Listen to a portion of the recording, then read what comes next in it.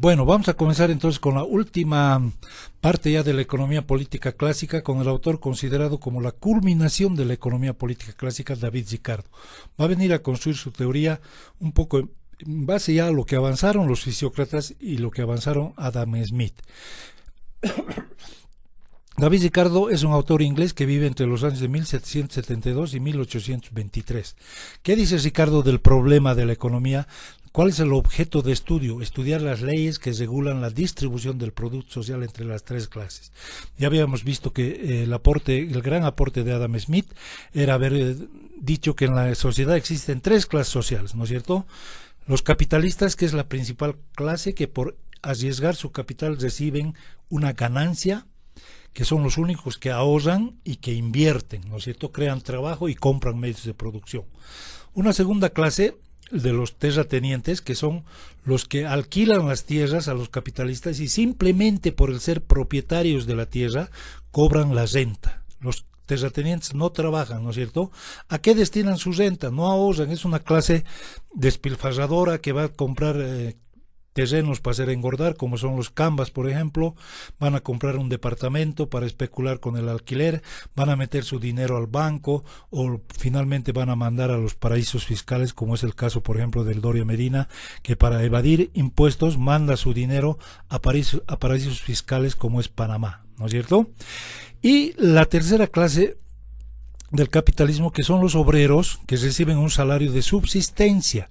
Los obreros tampoco ahorran y por lo tanto no invierten. Por lo tanto, estos autores, Smith y Ricardo, van a ser defensores de la burguesía, porque van a decir, ¿de qué depende el desarrollo de un país? Depende de los burgueses, de los capitalistas, que son los que ahorran y los que invierten.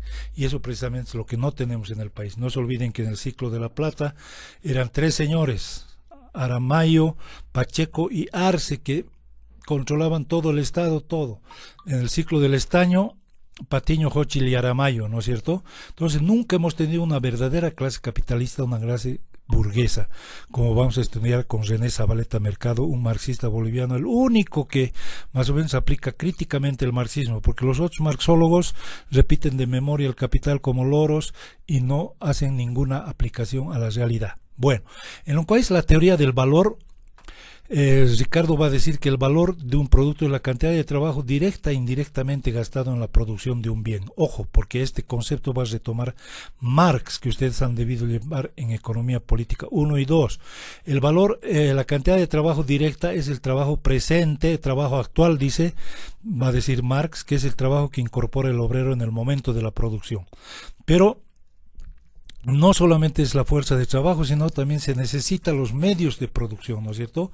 Y los medios de producción han sido trabajados también en un periodo anterior. Un robot que realiza todo el trabajo ahora en una tienda, por ejemplo, ahora que estamos en la época de la pandemia y los japoneses están comenzando ya a desarrollar los robots para que sirvan todo, ¿no es cierto?, para que no haya contacto entre los humanos, es simplemente trabajo pasado, trabajo pasado. Alguien ha tenido que hacer ese robot, ese es trabajo pasado, trabajo muerto, trabajo indirectamente gastado en la producción.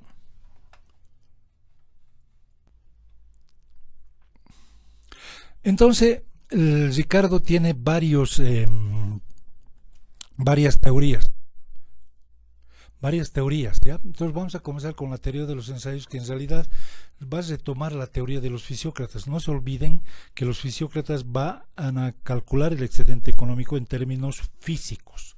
Bueno, entonces lo primero que vamos a ver son los supuestos que hace Ricardo en esta su teoría de los ensayos. Los supuestos: la sociedad se encuentra en un estado inicial de desarrollo, es decir, que estamos en la transición del feudalismo al capitalismo. Todavía no se ha dado la revolución industrial y el capitalismo está comenzando en sus primeros años.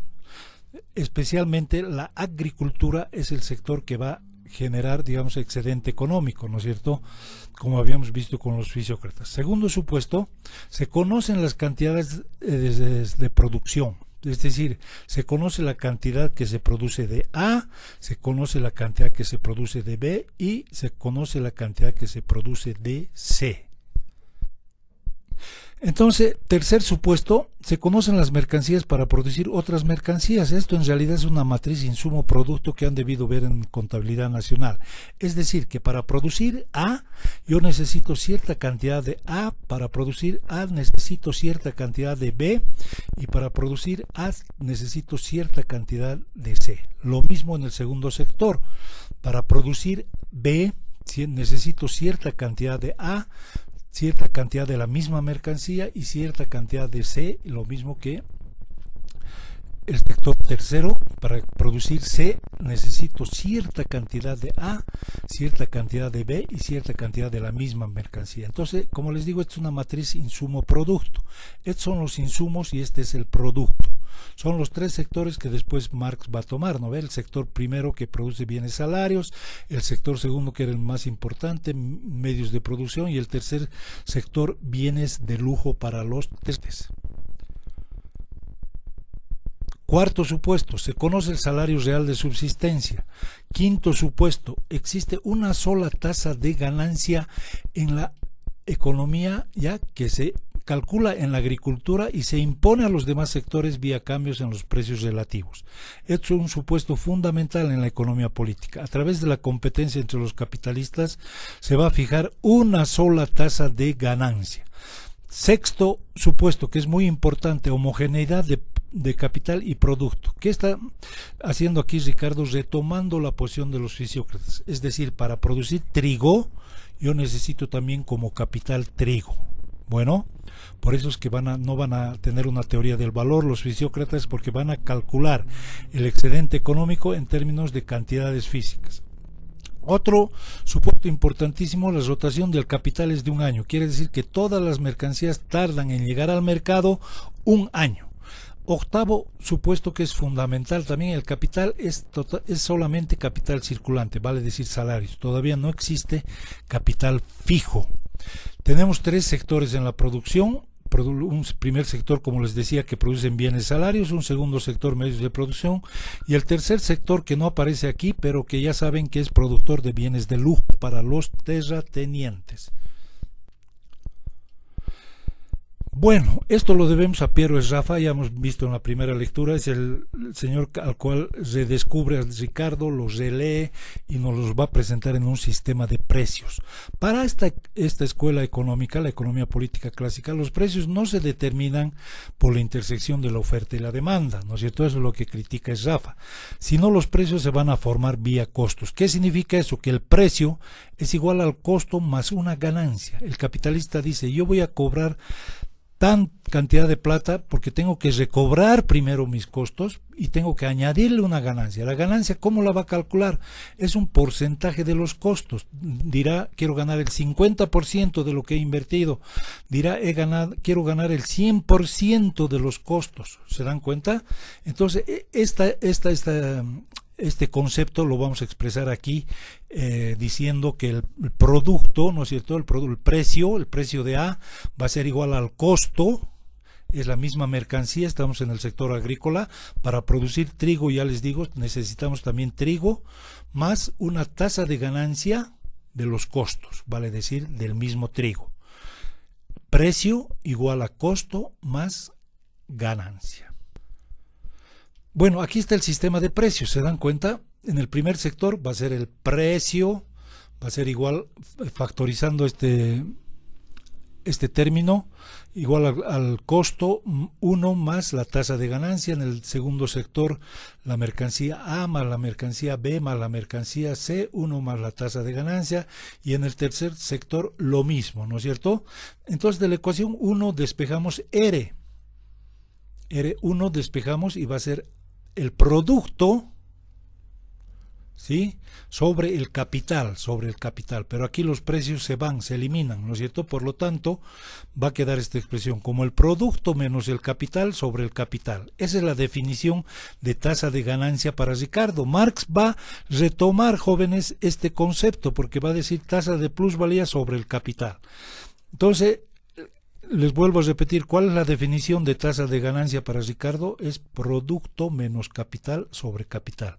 Esto en términos físicos, cantidades, valores de uso, cantidades físicas de trigo. Para producir trigo necesito trigo como capital sobre la cantidad de trigo que estoy empleando. Entonces la R es determinada exclusivamente por las condiciones de la agricultura, de la primera ecuación, del primer sector, ¿no es cierto?, la producción de trigo. Luego esta se generaliza, como hemos dicho, a toda la economía a través de cambios en los precios relativos. Por lo tanto, esta primera ecuación ocupa un lugar estratégico muy importante en lo que es la economía política clásica. En segundo lugar, todavía la renta de la tierra no figura en el sistema porque la tierra existe en cantidades ilimitadas y la competencia entre los propietarios impide que tome valores positivos. La tasa de ganancia, como les decía, esto es muy importante en las conclusiones, no está influida por los precios, hemos eliminado los precios como han visto en la ecuación, está en términos físicos, cantidades diferentes de la misma mercancía. Ricardo trabaja con el trigo. Esto implica que en la agricultura las condiciones de producción del trigo determinan por sí solo la tasa de ganancia R. Bueno, se van a agotar las tierras de primera calidad y vamos a pasar a la segunda fase del desarrollo. ¿Ya? Comienzan a reinvertir sus inversiones los capitalistas, suben las fuerzas productivas, aumenta el capital disponible, la población también está aumentando, por lo tanto demanda más, ¿ya? Entonces llega el momento en que se van a agotar, dice, esas tierras de primera calidad. ¿Qué vamos a hacer? Vamos a pasar a tierras de segunda calidad. ¿Qué significa tierras de segunda calidad? Que son menos fértiles. Es decir, para producir lo mismo vamos a necesitar aumentar el capital. ¿Ya? Entonces, como hay dos formas de producir en la agricultura, se va a formar una renta positiva en las tierras de primera calidad, porque ya tenemos también tierras de segunda calidad. Pero en estas tierras de segunda calidad, donde no existe la renta, es la tierra marginal y es aquí donde se va a determinar la tasa de ganancia. Las tierras de segunda calidad determinan la tasa de ganancia. Como van a leer en algún texto que les voy a dar de teoría del valor de Benetti, dice: esta tierra marginal donde no existe renta es clave en la economía política porque determina el nivel de la tasa de ganancia. Pasamos a tierras de segunda calidad entonces, pero como no cambiaron las condiciones de producción de las tierras de primera calidad, la R2 va a ser menor que la R1, ¿no es cierto? Porque esas tierras de segunda calidad van a necesitar mayor capital para producir lo mismo y por lo tanto se forma una renta positiva igual a esta expresión. Por lo tanto, les vuelvo a repetir, aquí están las mismas ecuaciones, las tierras de segunda calidad determinan la tasa de ganancia. Igual, pasamos a la tercera fase del desarrollo. Se van a agotar las tierras de segunda calidad porque la economía está creciendo, los capitalistas están invirtiendo más. Pasamos a tierras de tercera calidad. ¿Qué significa? Que son menos fértiles, más alejadas, aumentan los costos.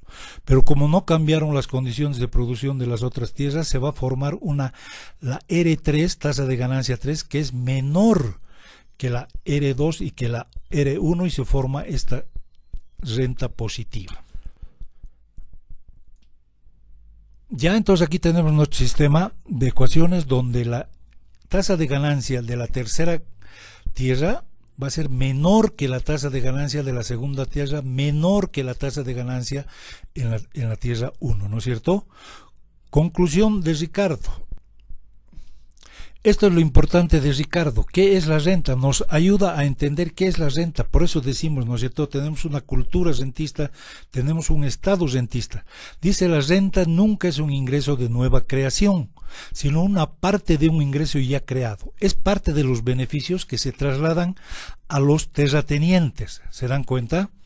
Es parte del beneficio que se traslada a la renta de los terratenientes. Segundo lugar, una cosa muy importante también, no corresponde a un trabajo, no es fruto de un trabajo la renta. Por ejemplo, en nuestro país la renta dignidad, ¿no es cierto?, reciben los viejitos. ¿Por qué reciben los viejitos? No porque trabajen, sino porque han pasado un cierto límite de edad, ¿no es cierto? Y así todos los bonos son rentas en realidad. Entonces, esa es la mentalidad de los bolivianos, vivir de rentas, vivir del Estado. Entonces, la tasa de ganancia decrece por la ley de los rendimientos decrecientes de la tierra. La tierra cada vez rinde menos, por lo tanto hay que invertir más capital y por lo tanto la tasa de ganancia disminuir. Conclusiones de esta primera fase, de esta primera teoría de los ensayos. Las condiciones de producción de la tierra donde no existe renta, llamada tierra marginal, determinan la tasa de ganancia en la agricultura y se impone a los demás sectores a través de cambios en los precios relativos. La renta, les vuelvo a repetir, no es un ingreso nuevo, es parte del beneficio que se redistribuye y que se apropian los terratenientes. Tesis de Ricardo.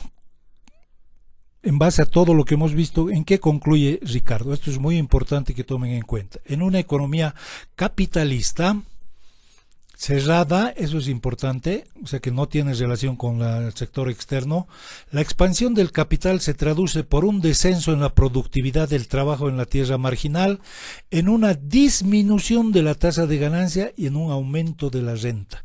Por lo tanto, la acumulación se frena y el capitalismo tiende a un estado estacionario. Es decir, los que invierten, los que arriesgan su capital, cada vez van a recibir menos ganancias. ¿Se dan cuenta? ¿Quiénes se van a beneficiar del proceso de acumulación de desarrollo del capitalismo? Los que no trabajan, los que son simplemente propietarios de la tierra y que alquilan a los capitalistas, que es una clase, un resabio del feudalismo. ¿Se dan cuenta? Por lo tanto, dice Ricardo, si no se le hace una serie de reformas, que vamos a ver al último, el capitalismo tiende a un estado estacionario, porque el capitalista, antes de que la R sea cero, antes de que su tasa sea cero, cuando ya vea que su tasa de ganancia es muy poco, no va a arriesgar su capital, va a preferir ponerlo al banco, por ejemplo, va a preferir hacer otra actividad.